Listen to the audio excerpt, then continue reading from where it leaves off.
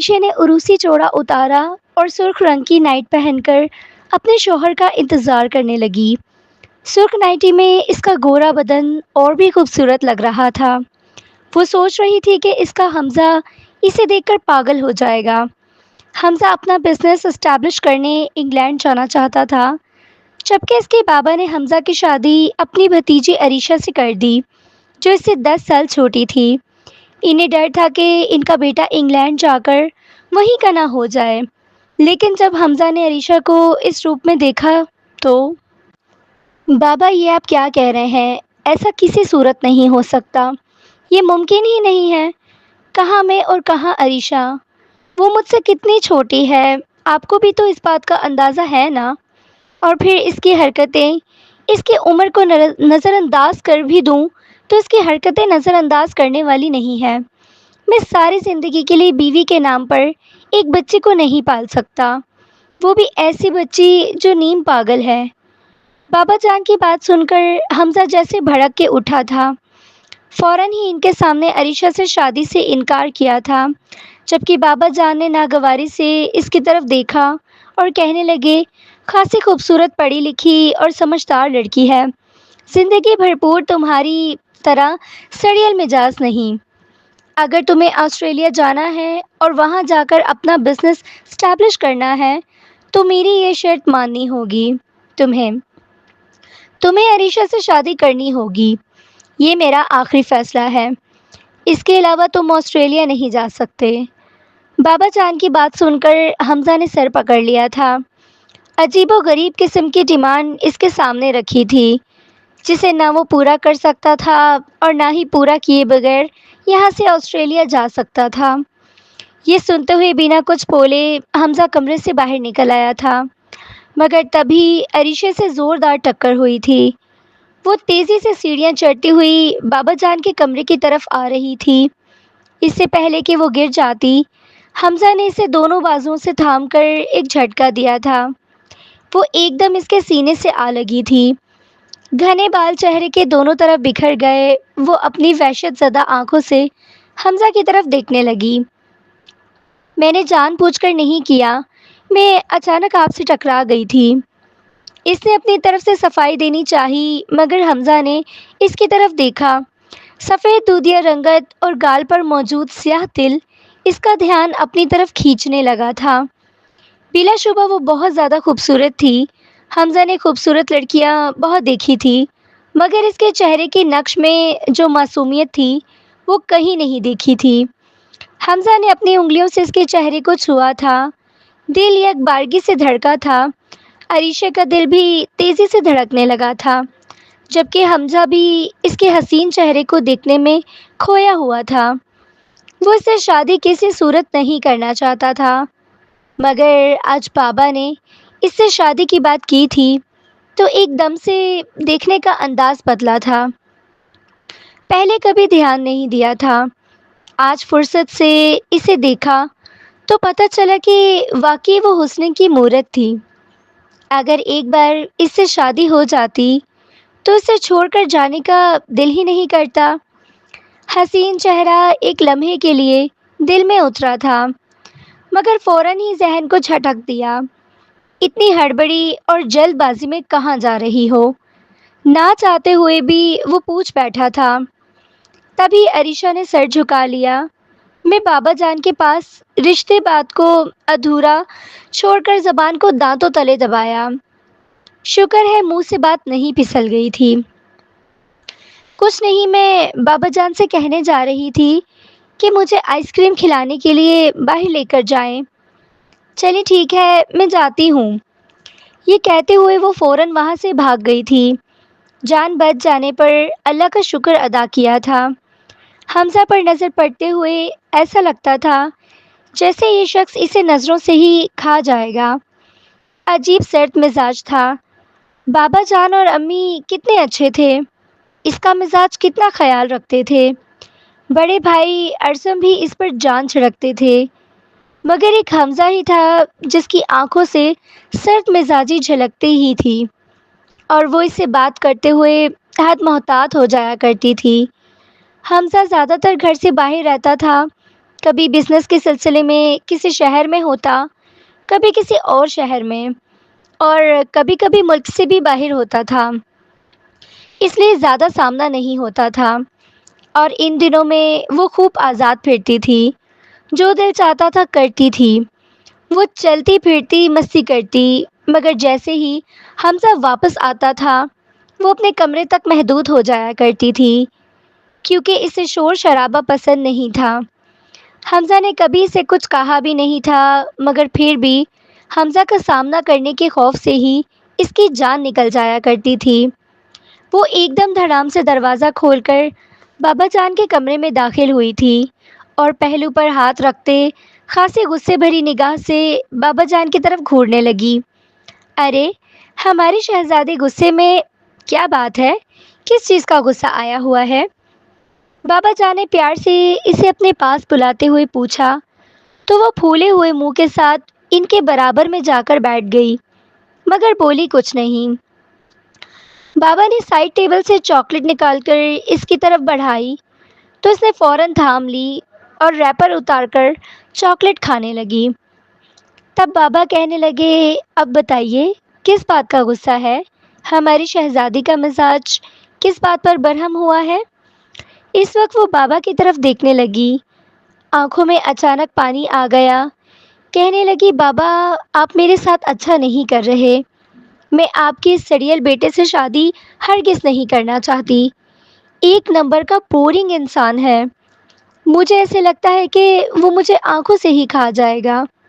یہ جو باہر رہتے ہیں ضرور انسانوں کا خون پیتے ہیں اور کچا گوشت کھاتے ہیں، تبھی اتنے ڈراؤنے ہیں۔ وہ بنا سوچے سمجھے حمزہ کے بارے میں مختلف تبصرے کر رہی تھی۔ حمزہ جو ابھی تک دروازے کے باہر کھڑا ہوا تھا، وہ عریشہ کے ارادے دیکھ کر سمجھ گیا تھا کہ وہ ضرور بابا جان سے شادی کے سلسلے میں بات کرنی آئی ہوگی، اس لیے وہیں کھڑا ہو کر اس کی باتیں سننے لگا۔ اپنے بارے میں عریشہ کے اس قسم کے تبصرے سن کر اس کا خون کھول اٹھا تھا۔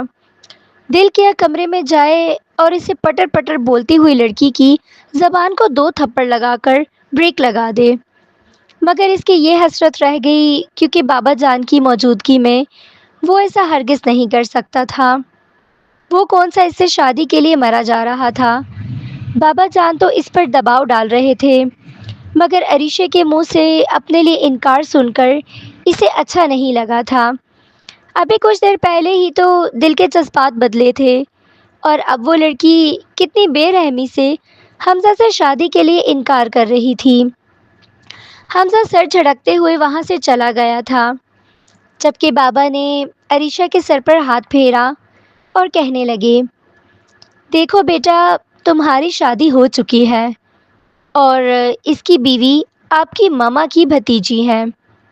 میں چاہتا ہوں کہ اپنے چھوٹے بیٹے کی شادی اپنی بھتیجی سے کر دوں، تاکہ ہمارے خاندان میں نئی آنے والی بہو ہمارا ہی خون ہو۔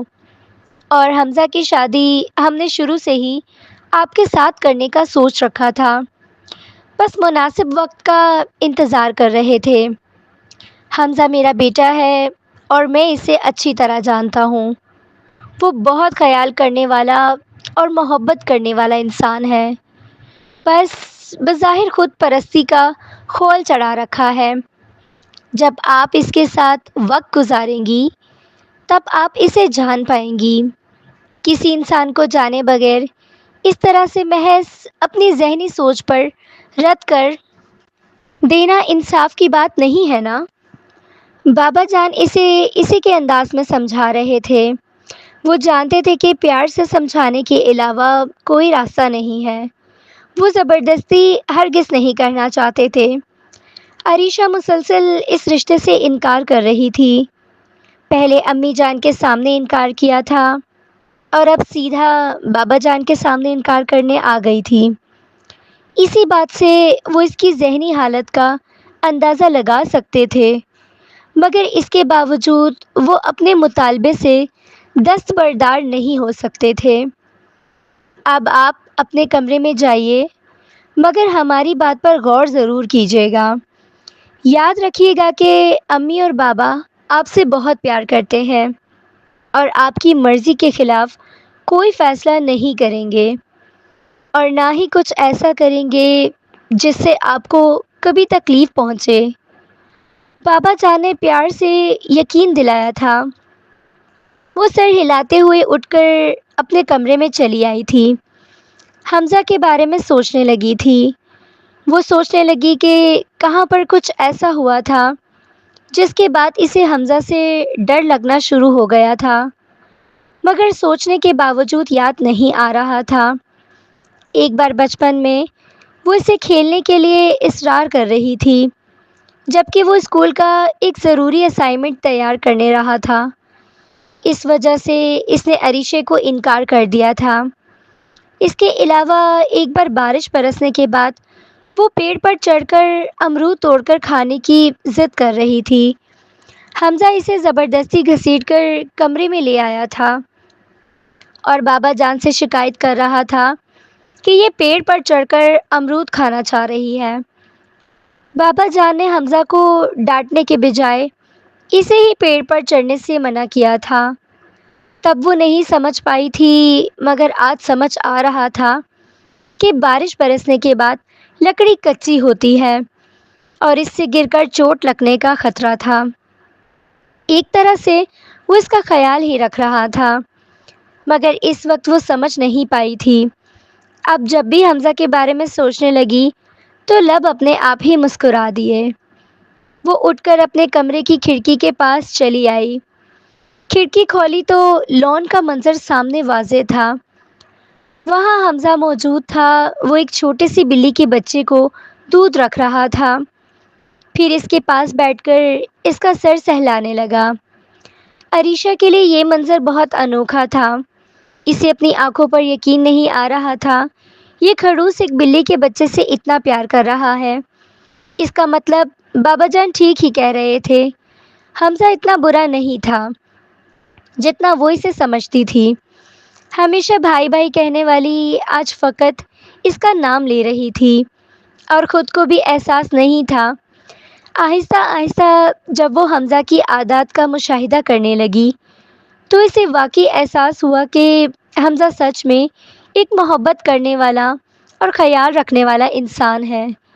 وہ زیادہ کھل کر میل جول نہیں کرتا تھا اور نہ ہی زیادہ ہنستا تھا، مگر اس کا صرف مزاج الگ تھا، دل بہت اچھا تھا۔ وہ ہر کسی کی مدد کرنے کے لیے تیار رہتا تھا اور بے زبان جانوروں کا بھی بہت احساس کرتا تھا۔ نوکروں کے ساتھ اس کا رویہ بہت اچھا تھا۔ کچھ دن حمزہ کی عادات کا بغور مشاہدہ کرنے کے بعد اس نے بابا جان کو اپنی رضامندی دے دی تھی۔ حمزہ کئی دنوں سے یہ بات نوٹ کر رہا تھا کہ عریشہ اسے چھپ چھپ کر دیکھتی ہے۔ وہ جہاں کہیں ہوتا ہے تھوڑا سا فاصلہ بنا کر اس کے پیچھے پیچھے رہتی ہے، مگر اس کے وہم و گمان میں بھی نہیں تھا کہ وہ اس کی عادات کا مشاہدہ کر رہی ہے اور پھر اس کے بعد اس کے لیے اپنی رضامندی دے دے گی۔ وہ تو اس دن بابا جان کے کمرے میں عریشہ کا صاف انکار سن کر ہی خوش ہو گیا تھا۔ اسے لگا تھا کہ بابا جان کبھی بھی عریشہ کے ساتھ زبردستی نہیں کریں گے۔ بابا جان کی بات تھی تو اس نے انسنی نہیں کی۔ کاش آج تھوڑی دیر وہاں اور رک جاتا۔ اپنے غصے کے ہاتھوں اس نے خود ہی اپنا کام خراب کر لیا تھا اور اب کسی پر الزام بھی نہیں رکھ سکتا تھا۔ کچھ دن بعد بابا جان نے حمزہ کو اپنے کمرے میں بلایا تھا اور اسے کہا تھا کہ شادی کی تیاریاں کر لے۔ لیکن بابا، وہ رسامند نہیں ہے۔ میں اسے زبردستی اپنی زندگی میں شامل نہیں کر سکتا۔ شادی 2 دن دلوں کی رضامندی سے کیا جاتا ہے۔ خصوصی طور پر لڑکی کی رضامندی ضروری ہوتی ہے۔ اس نے 2 ٹوک الفاظ میں کہا تو بابا جان اس کے چہرے کی طرف دیکھتے ہوئے مسکرا دیے۔ آپ کو کس نے کہا کہ وہ رضامند نہیں ہے؟ وہ تو دل و جان سے رضامند ہے، آپ کو چاہنے لگی ہے۔ ہم نے خود اس کی آنکھوں میں آپ کے لیے چاہت دکھی ہے۔ آپ کی امی اور ارسم کو بھی اس بات کا احساس ہے کہ عریشہ واقعی آپ کو پسند کرنے لگی ہے۔ آپ نہ جانے کس جہان میں رہتے ہیں۔ بابا، میں نے کیا سنا تھا اس نے اپنا سر جھکا لیا اور حیرت سے بابا کی طرف دیکھا۔ بابا، اس دن کمرے میں نے خود اس کی باتیں سنی تھی۔ وہ مجھ سے شادی نہیں کرنا چاہتی تھی اور اسی لیے آپ سے ناراض بھی ہو رہی تھی۔ آپ کیوں اس کے ساتھ ساتھ میرے ساتھ بھی زبردستی کر رہے ہیں؟ ہم دونوں کی زندگی خراب کرنے کی کوشش کیوں کر رہے ہیں؟ وہ بابا جان سے سب کچھ کہہ رہا تھا، مگر بابا جان اس کے سامنے بالکل برابر کھڑے ہوئے اور اسے دونوں کندھوں سے تھام لیا۔ اپنے باپ کو اتنا برا نہ سمجھو حمزہ، میں تمہارے ساتھ پھر بھی کوئی نہ کوئی زبردستی کر سکتا ہوں، مگر عریشے کے ساتھ ایسا سلوک ہرگز نہیں کر سکتا۔ وہ میرے بھائی کا خون ہے، میرے پاس امانت ہے۔ اس نے اپنی زندگی کے 12 سال یہاں گزارے ہیں۔ میں نے اس کی آنکھوں میں آج تک آنسو نہیں آنے دیے، تو آگے کیسے اس کے ساتھ برا سلوک کر سکتا ہوں؟ وہ مجھے تم دونوں بیٹوں سے بڑھ کر عزیز ہے۔ بابا جان کی یہ بات سن کر حمزہ نے سر جھکا دیا تھا۔ صرف 1 مہینہ رہ گیا تھا اسے آسٹریلیا جانے میں۔ اسے یہ کڑوا گھونٹ ہر صورت پینا تھا، حالانکہ وہ شادی کے لیے کسی طور بھی رضامند نہیں تھا، مگر پھر بھی اس نے بابا کو ہاں کہہ دی اور بہت جلد دل پر ہاتھ رکھ کر اپنے کمرے میں آ کر بند ہو گیا۔ اس دن عریشے کا چہرہ یاد آیا تو احساسات خود بخود نرم پڑنے لگے۔ مگر وہ تو مجھ سے شادی سے انکاری تھی، ضرور بابا یا امی نے اسے بلیک میل کیا ہوگا۔ اس کا دل ایک بار پھر برا ہو گیا تھا۔ پھر اٹھ کر لیپ ٹاپ اٹھایا اور ساری سوچوں کو ذہن سے جھٹکتے ہوئے کچھ ضروری کام کرنے لگا۔ دن پر دن لگاتے گزر گئے اور اس کی اور عریشے کی شادی کا دن نزدیک آ گیا تھا۔ شادی سے پہلے امی جان نے تمام رسمیں کی تھی، عریشہ کی کسی بھی خواہش کو ادھورا نہیں چھوڑا تھا، کیونکہ وہ امی جان کے ساتھ ہی اپنی تمام خواہشات کے بارے میں بات کرتی رہتی تھی کہ اسے اپنی شادی پر یہ کرنا ہے، وہ کرنا ہے، ایسی شاپنگ کرنی ہے، ایسے کپڑے پہننے ہیں۔ امی جان اس کی باتیں سن کر ہنس دیا کرتی تھی، مگر انہیں وہ ساری باتیں یاد تھیں اور اب اس کے ارمان پورے کر رہی تھیں۔ عریشہ کے ماں باپ کچھ سال پہلے ہی ایک حادثے میں دنیا سے چل بسے تھے، تب وہ بالکل ہی ٹوٹ کر رہ گئی تھی۔ بابا جان اس کے تایا تھے جنہوں نے اسے اپنے ساتھ لے آیا تھا۔ بیٹی کی کمی ہمیشہ محسوس ہوتی تھی اور عریشے کو گھر میں لانے کے بعد انہوں نے ہمیشہ اسے اپنی بیٹی ہی سمجھا تھا۔ پیار تو وہ پہلے بھی بہت کرتے تھے، مگر بھائی اور بھابھی کے اچانک انتقال کے بعد اس پیار میں مزید اضافہ ہو گیا تھا۔ عریشہ کی پوری دنیا بھی امی اور بابا جان کے گرد گھومنے لگی تھی۔ جب سے عریشہ اس گھر میں آئی تھی، گھر میں رونق سی ہو گئی تھی۔ وہ سب کا بے حد خیال رکھتی تھی اور سب اسے بہت زیادہ چاہنے لگے تھے اور اپنے بیٹوں پر بھی اسے فوقیت دیتے تھے۔ عریشہ نے اپنی مہندی پر اپنے پسند کے پیلے اور سبز رنگ کا خوبصورت لہنگا پہنا تھا۔ چولی کی آستین بہت چھوٹی تھی جو بالکل کندھوں تک آتی تھی۔ بازوؤں پر بھر بھر کر مہندی لگائی ہوئی تھی۔ بال کھلے چھوڑ رکھے تھے جو گھٹا کی طرح چہرے کے گرد بکھرے ہوئے تھے۔ پھولوں کا زیور پہنے وہ خود بھی کوئی پھول ہی لگ رہی تھی۔ حمزہ کی اس پر نظر پڑی تو پلکیں جھپکانا بھی بھول گیا۔ اسے پہلی بار اتنے حسین روپ میں دیکھ کر وہ حیران رہ گیا تھا۔ چلو اچھا ہی کیا بابا جان نے اس کی شادی مجھ سے کرنے کا فیصلہ کر لیا۔ وہ سر جھکاتے ہوئے اپنی سوچ پر خود ہی مسکرایا تھا اور اسے پہلی بار مسکراتے دیکھ کر بابا جان بھی مطمئن ہو گئے تھے، ورنہ تو وہ رشتہ طے ہونے سے اب تک منہ پھلا کر ہی گھوم رہا تھا۔ مہندی کی رسم پوری کی گئی تو عریشے کو اس کے کمرے میں پہنچا دیا گیا۔ حمزہ کا دل اس سے بات کرنے کے لیے بے چین ہو رہا تھا۔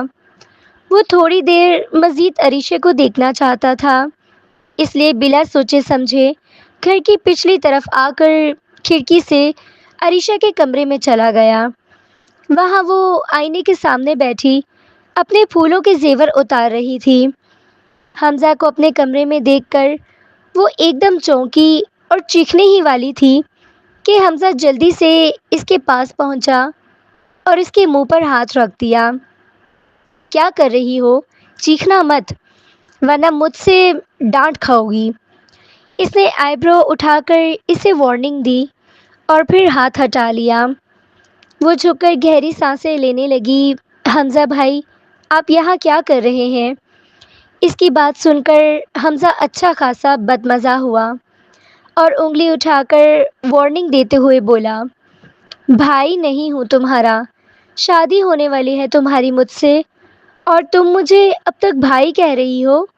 غضب خدا کا لڑکی، کچھ تو خدا کا خوف کرو اور عقل کے ناخن لو، پتہ نہیں کب عقل آئے گی تمہیں۔ حمزہ نے اسے خوب جھاڑ سنائی تو وہ منہ بنا گئی اور کہنے لگی، ابھی تو اچانک کمرے میں آ گئے ہیں، چلیے باہر چلے جائیں۔ وہ کہتے ہوئے دروازہ کھولنے کے لیے آگے بڑھی تھی کہ پاؤں پھسلا اور وہ گرنے ہی والی تھی جب حمزہ نے اسے تھام لیا۔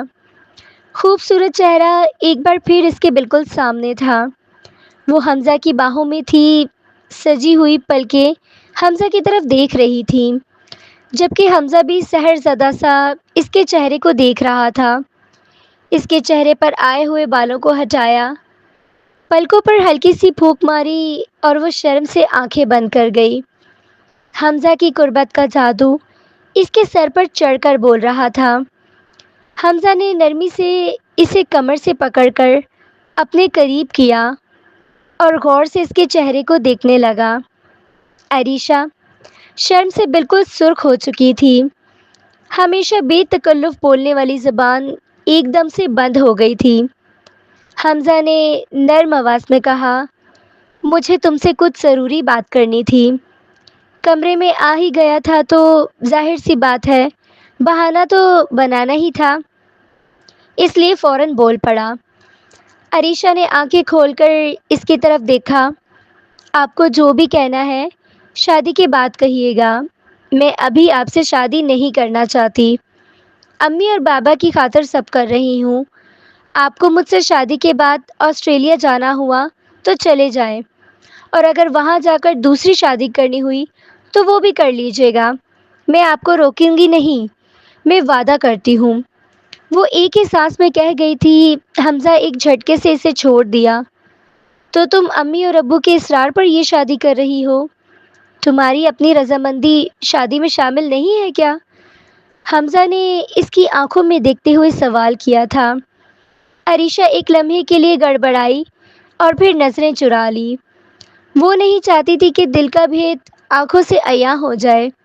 حمزہ کچھ دیر اس کے چہرے کی طرف دیکھتا رہا اور پھر کمرے سے باہر نکلتا چلا گیا۔ اسے شدید غصہ آیا تھا۔ وہ نہیں چاہتا تھا کہ اپنے اس غصے میں کوئی شدید قدم اٹھا بیٹھے اور عریشے کو ہرٹ کر دے۔ اس کا نکاح ہونا طے پایا تھا، مگر بابا جان نے ضد کر کے رخصتی کا شور اٹھا دیا اور کہنے لگے کہ ایک کمرے سے دوسرے کمرے میں ہی تو جانا ہے، اس کے لیے کون سا زیادہ اہتمام چاہیے، اس لیے رخصتی آج ہی ہوگی۔ گھر والوں کی اس کی چال پر حمزہ کو جی بھر کر غصہ آیا تھا، مگر وہ کچھ نہیں کر سکتا تھا، اس لیے کڑوا گھونٹ ہی پی گیا۔ حمزہ کے کمرے سے جانے کے بعد عریشہ کو بھی اندازہ ہو گیا تھا کہ وہ کیا بے وقوفی کر بیٹھی ہے، اس لیے اس نے کچھ نیا ہی سوچ لیا تھا۔ اپنی بارات کے دن بازار جا کر شاپنگ کی تھی۔ نکاح ہوا تو ہر طرف مبارک سلامت کا شور تھا۔ امی اور ابو دونوں نے اسے اپنے ساتھ لگا کر ڈھیروں دعائیں دی تھی۔ اپنے ماں باپ کو یاد کرتے ہوئے عریشہ کی آنکھیں ایک بار پھر سے نم ہو گئی تھیں، مگر وہ خود پر ضبط کر گئی تھی۔ نکاح کے بعد اسے حمزہ کے کمرے میں پہنچا دیا گیا تھا۔ وہاں وہ اپنا نیا کارنامہ کرنے والی تھی۔ اپنا شاپنگ بیگ اس نے پہلے ہی یہاں رکھوا دیا تھا، اس لیے فوراً ہی بیگ اٹھا کر واش روم میں چلی گئی۔ اس کے پاس زیادہ وقت نہیں تھا، حمزہ کبھی بھی آ سکتا تھا۔ وہ حمزہ کو منا لینا چاہتی تھی۔ وہ جانتی تھی کہ کل وہ اسے ہرٹ کر گئی تھی۔ وہ دلہن کے لباس میں بھی بہت خوبصورت لگ رہی تھی اور اس پر ٹوٹ کر روپ آیا ہوا تھا، مگر اب اس نے اپنا عروسی لباس پتلا سرخ رنگ کی نائٹی پہن لی۔ بال کھلے چھوڑ دیے اور چہرہ دھو لیا۔ دھلا ہوا چہرہ اور بھی حسین لگ رہا تھا۔ کھلے بال پورے کمر پر بکھرے ہوئے تھے۔ سرخ نائٹی سلک اور نیٹ سے بنی ہوئی تھی، جس میں اس کا گورا بدن اور نمایاں ہو رہا تھا۔ اس کا ہوش رہا لباس اور انداز مدہوش کن تھا۔ جو بھی دیکھتا فدا ہو جاتا۔ وہ اسی انداز میں حمزہ کو منا لینا چاہتی تھی۔ اس سے محبت کا احساس اسے بھی تھا، مگر جذبات کا اظہار کیسے کرتی؟ یہ مرد دل کے کیسے جیت جایا کرتے تھے؟ وہ اس معاملے میں بالکل بے خبر تھی۔ اس نے آئینے میں اپنا سراپا دیکھا تو اسے پورا یقین ہو گیا کہ حمزہ اسے اس حلیے میں دیکھتے ہی پاگل ہو جائے گا اور اسے کبھی چھوڑ کر جانے کے بارے میں سوچے گا بھی نہیں۔ وہ بیڈ پر جا کر بیٹھ گئی اور کمبل اپنے گرد لپیٹ لیا۔ اسے اس حلیے میں بھی شرم محسوس ہو رہی تھی۔ وہ کب سے حمزہ کا انتظار کر رہی تھی، مگر حمزہ ابھی تک کمرے میں نہیں آیا تھا۔ انتظار کرتے کرتے وہ سو گئی۔ ادھر حمزہ باہر ہی بیٹھا رہا تھا امی کو دکھانے کے لیے۔ وہ کمرے کی طرف آیا مگر ساتھ والے ٹیرس پر جا کر بیٹھ گیا تھا۔ نہ جانے کتنی سگریٹ پی تھی، اب کمرے میں آیا تھا۔ اس نے جب دل سے اپنایا ہی نہیں تھا تو وہ اس کے سامنے جا کر کیا کرتا؟ اس سے باتیں کر کے کیا کرتا؟ بار بار مہندی کی رات کی ہوئی باتیں ذہن میں گھوم رہی تھی جو عریشے نے اس سے کہی تھی۔ وقت آدھی رات سے بھی زیادہ گزر چکا تھا جب وہ کمرے میں آیا۔ عریشہ بیڈ پر کمبل اپنے گرد لپیٹے گٹھڑی بنی سو رہی تھی۔ وہ اس کے سرانے آ کر بیٹھ گیا۔ عریشے نے اس کا انتظار تک نہیں کیا تھا۔ مانا وہ دیر سے آیا تھا، مگر دلہن تو پوری رات دولہا کا انتظار کرتی رہتی ہے۔ اس کا دھلا ہوا چہرہ دیکھ کر حمزہ کا دل بے چینی سے بھر گیا۔ وہ کپڑے لے کر واش روم میں چلا گیا۔ کمرے میں ہونے والی کھڑکھڑ کی آوازوں سے عریشہ کی آنکھ کھل گئی۔ مہندی آنکھوں سے وہ اٹھ کر بیٹھ گئی۔ واش روم سے پانی گرنے کی آوازیں آ رہی تھی، جس کا مطلب تھا کہ حمزہ آ چکا ہے اور اب شاور لے رہا ہے۔ آنے والے وقت کے بارے میں سوچ کر اس کی ہتھیلیاں پسینے سے بھیگ گئی۔ اس نے جلدی سے اٹھ کر اپنا چہرہ ٹشو سے صاف کیا اور خود کو فریش کیا۔ دوبارہ بیڈ پر آ بیٹھی اور کمبل اوڑھ لیا۔ حمزہ اس کے سامنے آ کر بیٹھ گیا۔ یہ تمہاری منہ دکھائی کا تحفہ ہے، اور رات بہت ہو گئی ہے، صبح وقت پر اٹھنا ہوگا کیونکہ ہمارے ولیمے کی تقریب ہے اور 3 دن بعد مجھے آسٹریلیا بھی چلے جانا ہے۔ حمزہ کے جانے کا سن کر عریشہ کی آنکھوں میں آنسو آ گئے۔ وہ ایک دم کمبل سے نکلی اور حمزہ کے گلے لگ گئی۔ آپ پلیز مت جائیے، دیکھیں نا ہماری شادی ہو گئی ہے، اب ہم میاں بیوی ہیں، مجھے آپ کی یاد آئے گی تو میں کیا کروں گی؟ وہ روتے ہوئے معصومیت سے حمزہ کے چہرے کی طرف دیکھ رہی تھی۔ حمزہ تو اس کے گلے لگنے پر ہی ساخت ہو گیا تھا۔ کام ڈاؤن، میں جلدی واپس آ جاؤں گا یا تمہیں بھی وہاں بلوا لوں گا۔ میرا جانا بہت ضروری ہے، یہ میرے کیریئر کے لیے ایک بڑا موقع ہے، ضائع نہیں کر سکتا۔ اچھی بیویوں کی طرح میرا ساتھ دو، اور تم نے خود ہی کہا تھا کہ نکاح کے بعد میں جا سکتا ہوں اور تمہاری طرف سے کوئی پابندی نہیں ہوگی۔ حمزہ کی بات پر عریشہ شرمندگی سے نظریں چرانے لگی۔ بس میں نے بے وقوفی میں کہہ دیا تھا، میرا وہ مطلب نہیں تھا، میں آپ سے بہت محبت کرتی ہوں۔ وہ پیچھے ہوئی تو حمزہ نے ایک لمحے کے لیے ٹھٹک گیا۔ عریشے نے اسے منانے کے لیے جو اہتمام کیا تھا وہ اب واقعی کام آ رہا تھا۔ جب اس کی نظر عریشے کے وجود پر پڑی تو اس نے گہری نظروں سے اس کے چہرے کو دیکھا۔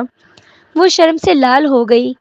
دل چاہ رہا تھا کہ وقت پلٹ آئے اور وہ سب نہ کرے جو جذبات میں کر بیٹھی تھی، مگر وقت گزر چکا تھا۔ تو مجھے منانے کے لیے یہ سب اہتمام کیا گیا ہے؟ حمزہ نے پیار سے اس کے دونوں ہاتھ پکڑے۔ وہ شرم سے اپنا چہرہ چھپا گئی۔ اس نے اسے گلے سے لگا لیا اور اس کے چہرے کو جگہ جگہ چومنے لگا۔ شدت سے اس کے اوپر لپٹے کپڑے ہٹانے لگا۔ چند ہی لمحوں میں مدھم آہیں اور سانسوں کی آوازیں کمرے میں گونجنے لگی۔ محبت اور قربت کے جذبے نے ماحول کو بدل دیا تھا۔